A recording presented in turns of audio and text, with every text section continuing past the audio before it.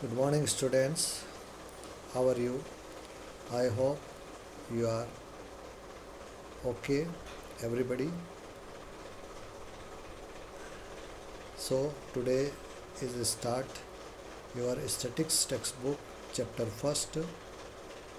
Microeconomic chapter first is already over, and I sending some questions. So you are please write your notebook and let us start statics economics chapter first, concept of economics of statics in economic page number 3, 4, 5 and 6.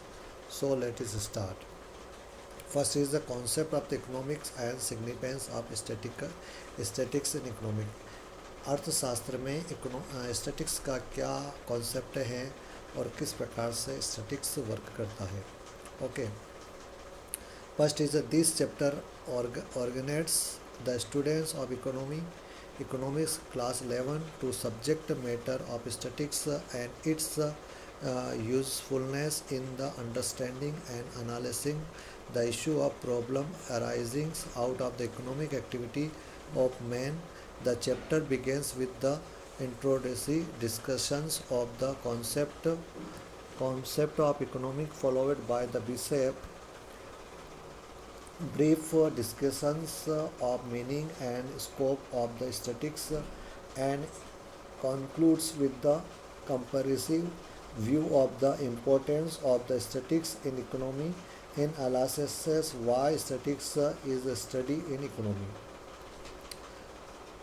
Dear students, इस chapter को organise करने के लिए इस chapter को आपके book में print करने के पीछे इसका एम ये है कि 11th क्लास के इकोनॉमिक्स में जो सब्जेक्ट में आपको स्टैटिक्स इंक्लूड किया गया है, तो स्टैटिक्स का किस प्रकार से यूजेस होता है कि वहाँ इसको यहाँ पर किस प्रकार से अंडरस्टैंडिंग और एनालिसिस के जो इश्यूज़ रहते हैं अलग अलग प्रॉब्लम को, खास करके इकोनॉमिक एक्टिविटी में, तो उसको समझने का यहाँ कोशिश करेंगे.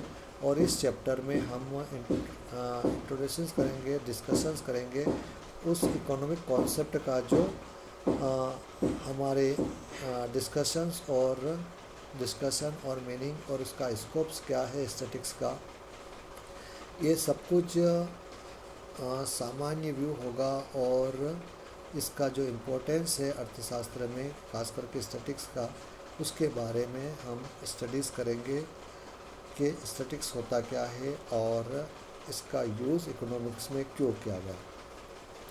First is what is economics क्या है.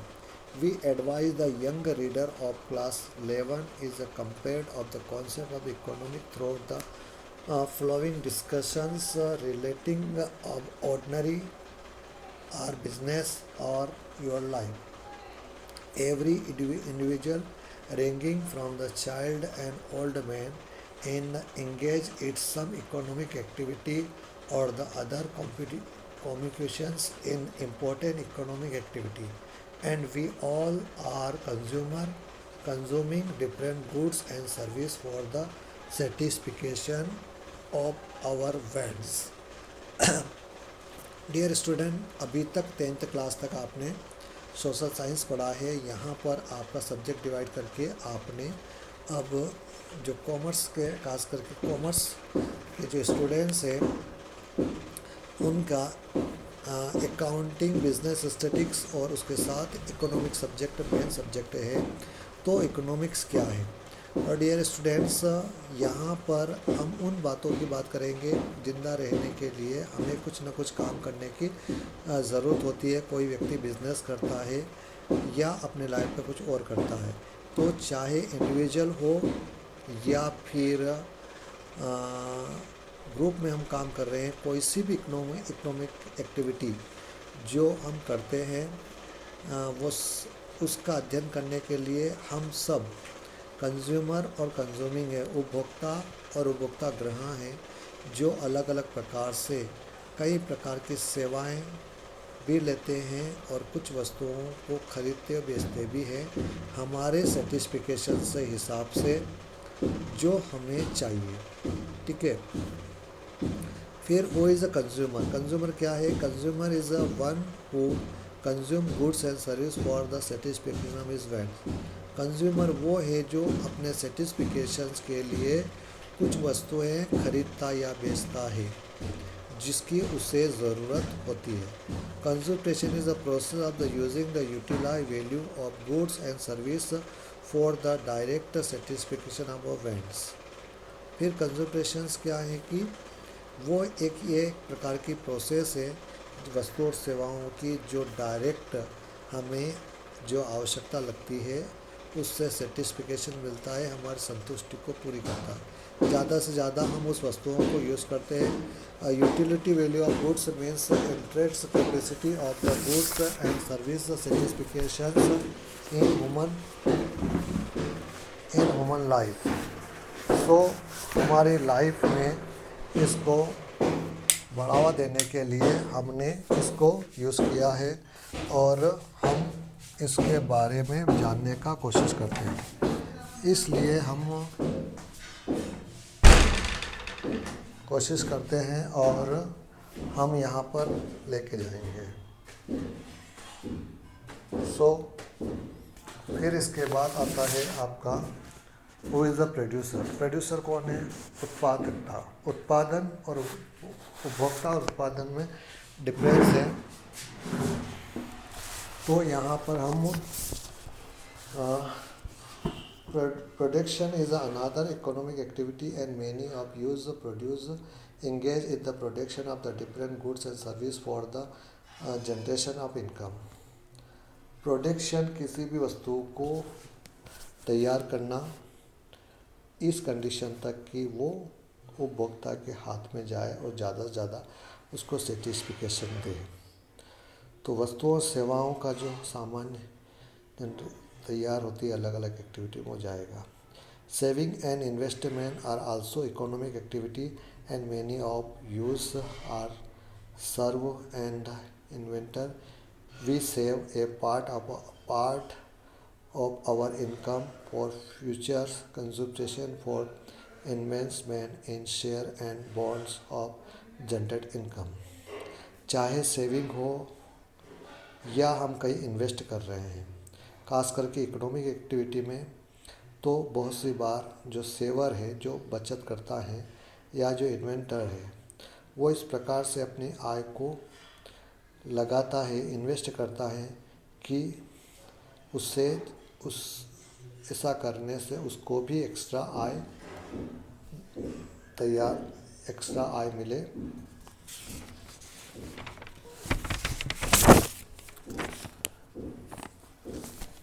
फिर आता है saving. It is the part of income which is not consumed, it can be act absence from the consumption. Saving क्या है? जो कुछ भी हम कमाते हैं किसी भी तरीके से इकोनॉमिक एक्टिविटी की वजह से, और उसी का कुछ पार्ट हम बचा के रखते हैं उपभोक्ता अब हमारी सारी ज़रूरतों होने के बावजूद, वो हमारी सेविंग होगी। What is the investment? Investment क्या है? It is expenditures by the produce and purchase such assets which help the greater generate income. हम जो कमाते हैं उसका कुछ पार्ट्स हम किसी वस्तु को परचेस करके या उसका इन्वेंट करके एक्स्ट्रा लाभ करना के चाहत में जो कमा लाते हैं वो ही हमारा इन्वेस्टमेंट होगा। Thus we are consumer, produce, saver and inventor. We all call engage in devise economic activity. Economic activity includes the consumption, production, saving, investment, many more। सामान्य तौर पर अब अगर देखा जाए तो कंज्यूमर से जो सेवर हैं, जो इन्वेंटर किया है, जो इकोनॉमिक एक्टिविटी में रहा है, इन सभी को जो प्रोडक्शन से लेकर हो, सेविंग हो, इन्वेस्टमेंट और अदर चीज़ें हो, वो सब कुछ आ जाएगी। फिर आता है engage the drives economic activity we are performing ordinary business of life according to Alfred Marshall, a great propounder of the modern economy। Thus we defines economic is a study of mankind in the ordinary business life। हर तरह से engage रहने वाला economic activity में जो performance है सामान्य तौर पर बिजनेस लाइफ को लेकर।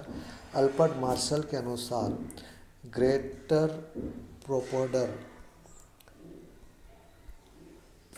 वो हैं जो मॉडर्न अर्थशास्त्र में, आधुनिक अर्थशास्त्र में डिफाइन करता है द स्टडी, और उसको the study Mankind is ordinary business, सामान्य दौर में या सामान्य जीवन के लिए जो किया जाता है वो। फिर आ जाएगा आपका scarcities of the under current of economic problem and therefore of economy. Resource are analysis secure the relation of our words. Also resource have alternative uses. A 10 rupees note in your pocket may be spent on the cup of coffee or cold drink. Likewise a warden, worker, any reader is service in the factory A rather than B and C because the resources are secure. A have alternative use. We cannot escape from the problem of the allocations of limited means alternative use. This is what we call economic problem or the problem choice. तो security under currents economic problems क्या है? जैसे कोई संसाधन आपके पास उपलब्ध है, suppose करो कि आपके पास 10 रुपये का नोट है और आप उससे या तो 10 रुपये का एक कप कॉफ़ी खरीद सकते हो या फिर एक कोल्ड ड्रिंक, जो भी आपको सेटिस्फिकेशन देगा आप उसको लोगे, या फिर एक फैक्ट्री वर्कर इस प्रकार से उस अकॉर्डिंग काम करेगा जो उसको सेटिस्फिकेशन देता है। अल्टरनेटिव यूजेस के रूप में जो एलोकेशन हमें मिलता है उसका लिमिटेड सोर्स होता है, लेकिन हम उसको यूज़ करते हैं। आर्थिक गतिविधि में भी वो हमारी चॉइस पर डिपेंड करेगा कि हम किस प्रकार से उसको यूज़ करें, चाहे तो हम उसको कॉफ़ी के यूज़ में करें या कोल्ड ड्रिंक के रूप में। Economic is extendedly the study of economic problem that must confront owing to the fact that our means are secure in the relation to our wants and that the means have alternative use. If there is no security, there is no economic problem and there is no economic. If there is no economic problem, thus Robbins defines economic a science that studies human behavior is the relations between and the secure means which have alternative use. एक अर्थव्यवस्था में अध्ययन से पता चलता है कि economics जो एक्टिविटीज़ है वो कन्फर्ड करता है किस प्रकार से सिक्योर रिलेशंस जो हमें चाहिए और उसका जो अल्टरनेटिव यूज़ भी उसका मीन्स हो सकता है। सिक्योरिटी के बेस पर अर्थ इकोनॉमिक जो समस्याएं आती है उसमें जो सिक्योरिटी है उसको ऊपर रखा जाता है। प्रोफेसर रॉबिन्स ने इसको डिफाइन करते लिखा, ए science that studies the human behaviour is the relationship between and the secure means which have alternative use. Professor Robins ने बताया है, इकोनॉमिक्स को डिफाइन करते हैं कि इकोनॉमिक वो साइंस है, वो विज्ञान है जो स्टडीज़ करता है मानव बिहेवियर और उसके रिलेशनशिप पर, कि वो किस प्रकार से जो चीज़ें या रिसोर्स उसको मिला है उसका यूज़ करेगा या उसका अल्टरनेटिव यूजेस के रूप में।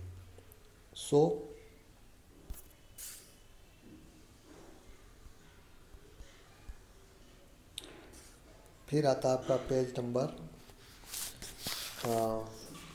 5, 3 district component of economic consumption, production and distribution. उपभोक्ता, उत्पादन और विभाजन, ये 3 बातें इकोनॉमिक्स को काफ़ी डिपेंड करती है। तो कंजम्पशंस क्या है?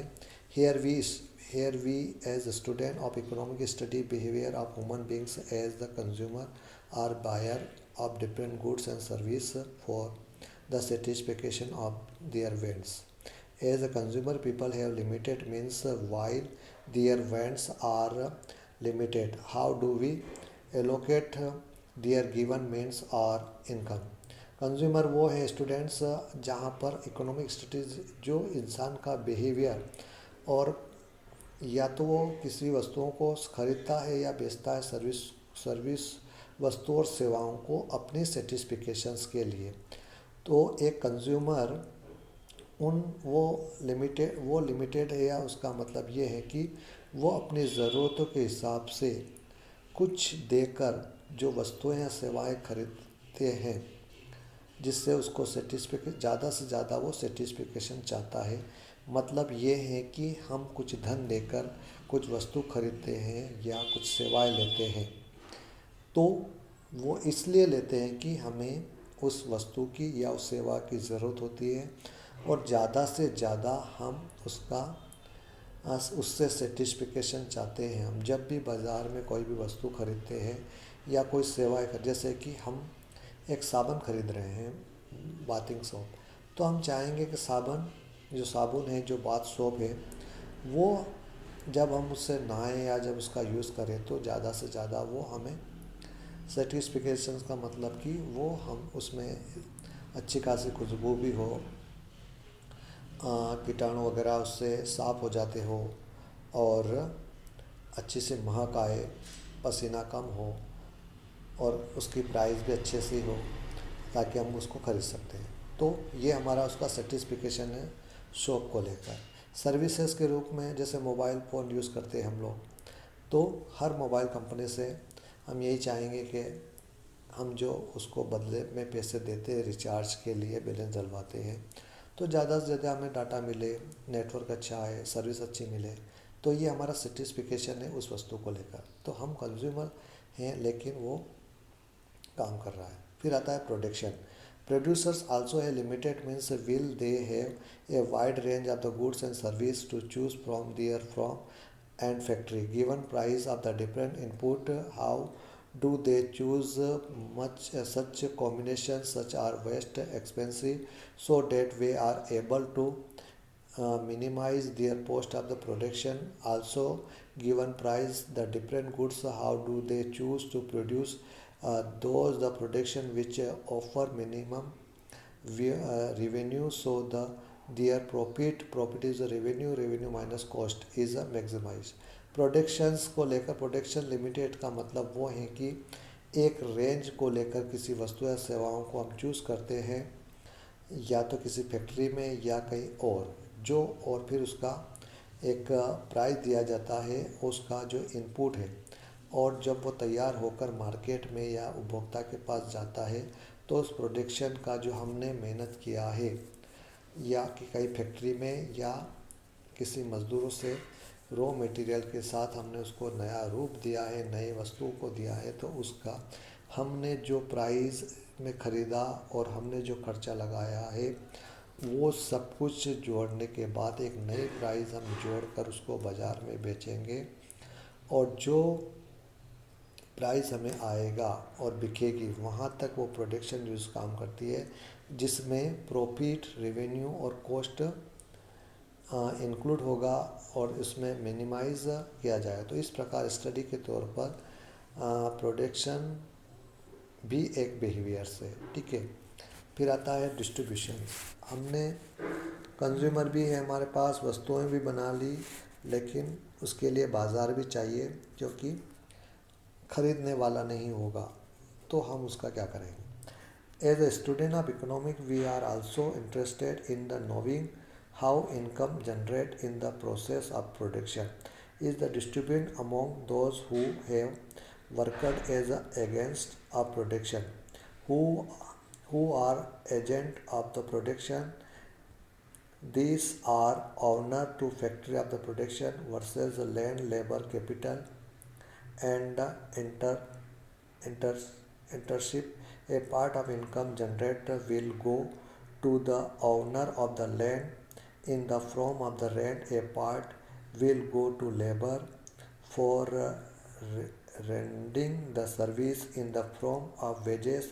A part will go to the owner of capital used in production in the form of interest, and a part will go to the entrepreneurship in the form profit.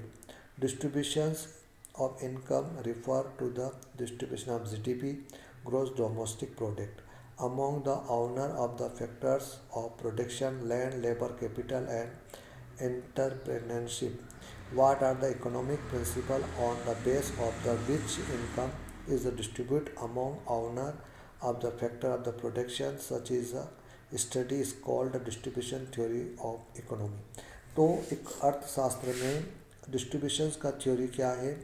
Dear students, किसी भी economic activity में उन्हीं वस्तुओं को interest किया जाता है जो एक वस्तुओं या आय को जनरेट करने के लिए कुछ ना कुछ प्रोसेस से हम प्रोडक्शन को लेके आते हैं। जब कोई वस्तुओं का हम प्रोडक्शन करते हैं किसी फैक्ट्री या किसी एजेंट्स के द्वारा, तो जो जो कुछ बाज़ार में डिमांड्स हैं उसी के अकॉर्डिंग चलाएंगे, तो उसके लिए हमें लैंड, लेबर, कैपिटल और इंटर्नशिप की ज़रूरत पड़ेगी। साथ ही इनकम जनरेट करने के लिए जो कुछ भी हमने रॉ मटेरियल या दूसरों की मदद से, लेबर की मदद से, कैपिटल या पूंजी लगाकर या दूसरों की सेवा लेकर, दूसरों से मजदूरी करवाकर जो कुछ भी हमने तैयार किया है अब वो बाज़ार में जाएगा।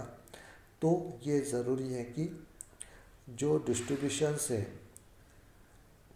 जो विभाजित है वो सब कुछ इंक्लूड होएगा और हमारी आय को या प्रॉफिट जो भी है हम उसमें इंक्लूड करेंगे। जैसे कि किसी देश की अर्थव्यवस्था में जीडीपी, ग्रॉस डोमेस्टिक प्रोडक्ट जो है, वो उसमें लेबर, लैंड, कैपिटल ये सब कुछ इंक्लूड होगा।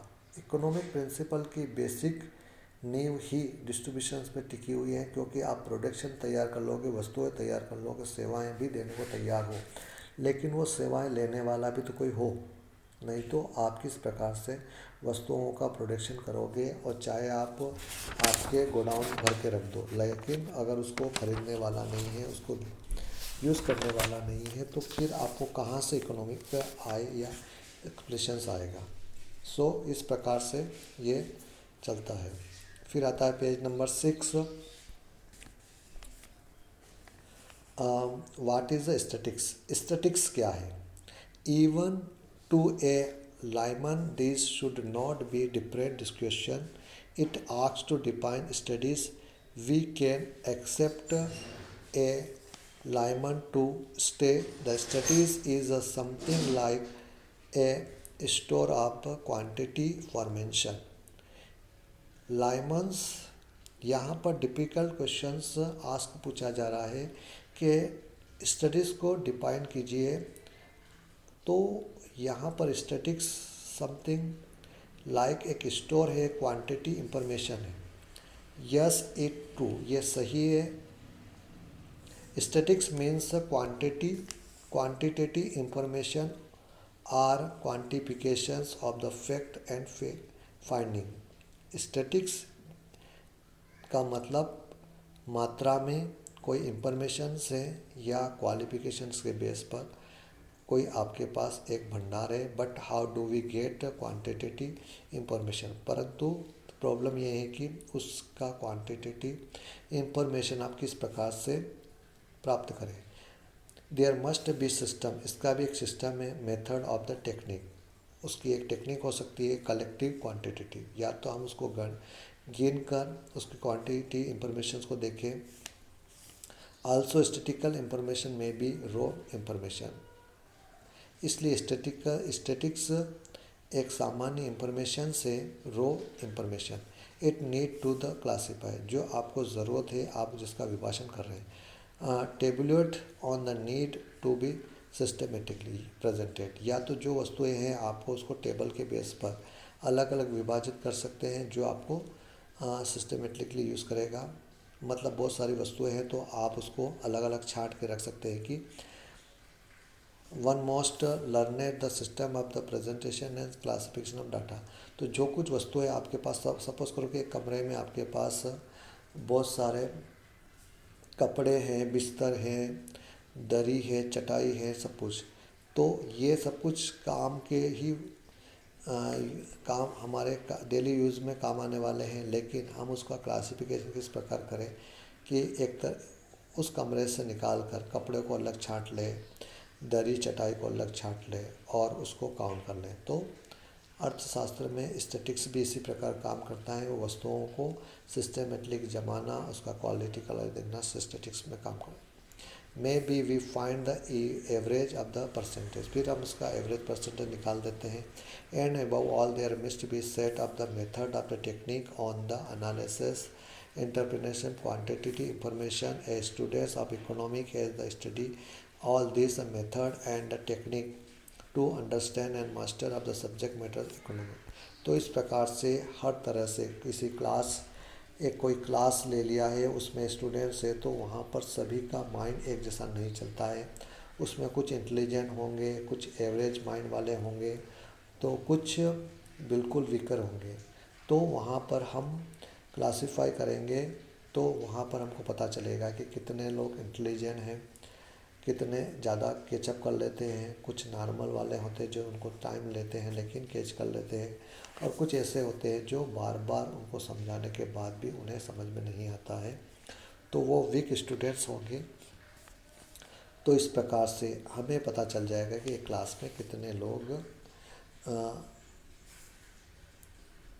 उस स्टडी को समझ सकता है। Thus the unlike the layman's is studies economic can not relax taking study just as a pool of the quantity information, instead to also look at the method of the technique relating to collection, classification, presentation, analysis will all the intersection। और last में हम ये कह सकते हैं कि student ये कह सकते हैं अर्थशास्त्र में स्टैटिक्स एक पूल की तरह काम करता है, खास करके क्वांटिटी इंफॉर्मेशंस को लेकर। वो एक मेथड के रूप में काम करती है, टेक्निक के बेस पर के उसका कलेक्शन करना, क्लासिफिकेशन करना, प्रेजेंटेशन करना और एनालिसिस करना, ये सारी चीज़ें स्टैटिक्स में एक साथ चलती है। In view of such vastness of the subject matter statistics define both singular sense and plural sense. और ये स्टैटिक्स दोनों ही सेंस में चलता है, सिंगुलर सेंस में चलता है, प्लूरल सेंस में भी चलता है। So I hope you are understand this matter. Next video you are sending, so page number 7 to continue next videos, and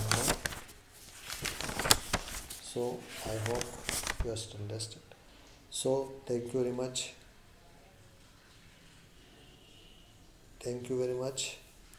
and have a nice day. Be careful. Bye.